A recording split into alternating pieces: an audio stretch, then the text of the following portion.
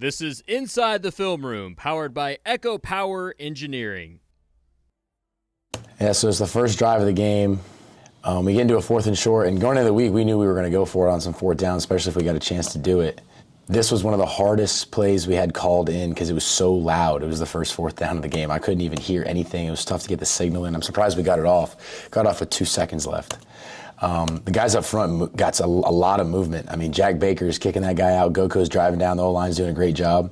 I kind of pressed it outside. I thought I was going to hit it outside and ended up just hitting it vertical. And then all I see is checkerboard. And I was like, this is nuts. So I started going and running. I started to feel the guy behind me. I should have just kept going. Everyone's telling me to unhook the trailer. Everyone said I was slow. But no, it was definitely a great way to start off the game, just starting off with that tempo like that and kind of just showing them what we were about in the beginning of the game. It was pretty awesome. Like I said, it was really loud in there. Definitely, I mean, you can prepare for it. I mean, we're blasting music the whole week, but you can never prepare for 102,000 people just screaming and yelling. But it definitely amped up our offense for sure. And like I said, getting the calls in, getting the signals in was a lot harder than I expected. I'm screaming and yelling. Guys are 2 feet away from me. They can't even hear what I'm saying. But it was definitely an experience. But I think we adapted very well to the atmosphere, and it was an awesome experience. Right here, we're just stacked into the boundary. Defense is top hatting, so the corner tries to reroute Trey Shack at the point and takes me in the back. We ran this a couple plays down the drive. Shack, actually, I believe the play right before, we had ran a very similar play, and he was the back guy, and I was the guy in the front, so he rerouted me and then went to Shack in the back. And he went up, made a great catch, and we tempoed, got set.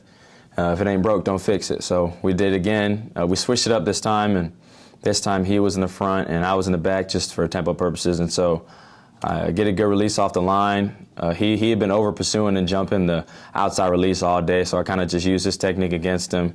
He steps a little bit far out of his framework right here. I give him a 1-2 stick, and rest is history, man. Slips and falls. And then 12 delivers me a ball, a good catch. Right at the sideline, scoring a checkerboard, strike out the band. So it was pretty surreal, I would say. I mean, it felt good, obviously. A touchdown's a touchdown. You know, getting in the paint is always amazing. I would say that it wasn't as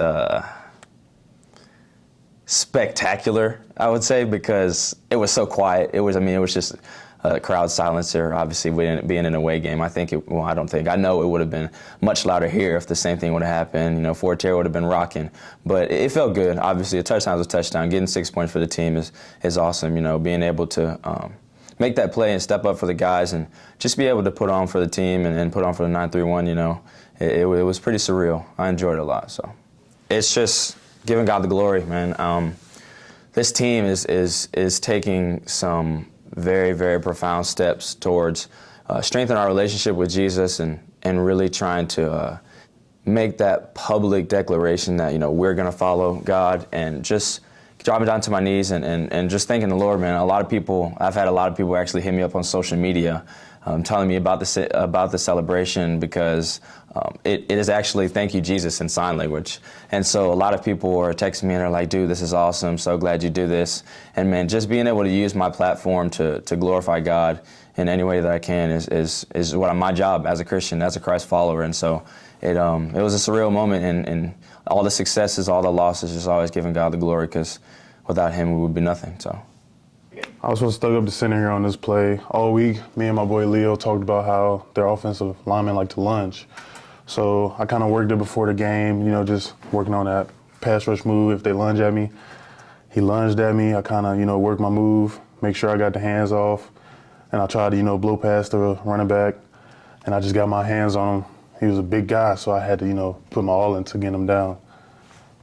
But yeah, that's pretty much it. I mean, it's pretty big, especially in a stadium like that. It was crazy. You know, the crowd was going crazy, just hearing everybody. You know, it kind of, you know, got me fired up. I was a little nervous, you know, going into this game. It was kind of, you know, scary in front of 102,000 people, but I don't know, I kind of, you know, once I got my first couple drives in, it was pretty good. What I'm most excited to see is just basically building off of what we started last week. You know, we had a very great game versus a very great team, and just building on that and, you know, continue, like, try to get the win next week and just continue doing great.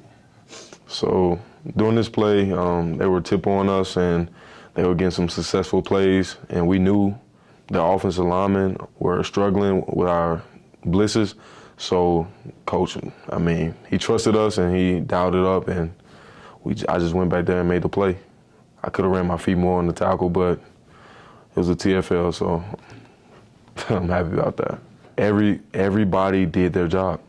I can't take credit for this play because if Travis Bates didn't take the right step, the tackle would have blocked down on me.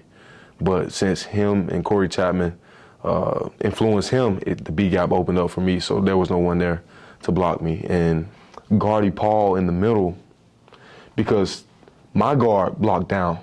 The guard that pulled from the boundary, if Guardy Paul didn't hold both of those guys and clog the middle up, then that play would have been successful because it didn't give the guard time enough because he got knocked back on the center, which didn't give the guard time enough to get around the pull to me. So that helped me out big time. So shout out to my D-line and my overhangs, Hosea Knifley, Tyler Long, Guardy Paul, Javon Young, Travis Bates.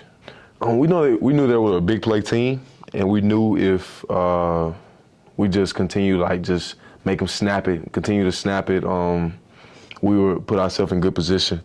And it's just big on, we were big emphasis on just making a play on getting off the field on third down because last week we didn't do a very good job of that. So we knew a big TFLs on third downs and making them force third and longs. We knew we would be in a good position for that. So just to build off of last week and continue to play our brand of football and just continue with that same mentality, just playing with that chip on our shoulder and just dominating the details in everything we do every single day in practice, off the field, in the classroom, and let it translate to the field, and we should be in good shape. This has been Inside the Film Room, powered by Echo Power Engineering.